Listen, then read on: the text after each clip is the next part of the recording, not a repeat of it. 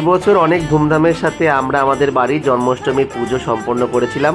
আর তার জন্য সেদিন রাত্রেবেলা সমস্ত ঘর অন্ধকার করে শঙ্খধ্বনি আর প্রদীপ জ্বালানোর মাধ্যমে অনুষ্ঠানের শুভ সূচনা হলো। আর ঠিক তারপরেই হলো গোপুসোনাকে স্নান করার পালা। আর তার জন্য মা আয়োজন করে রেখেছিল দুধ, তার সাথে ছিল মধু, ঘি, আরও অনেক কিছু। আর এটা ছাড়াও মা দিয়েছিল হচ্ছে টক দই, আর ছিল 5 রকমের ফলের রস।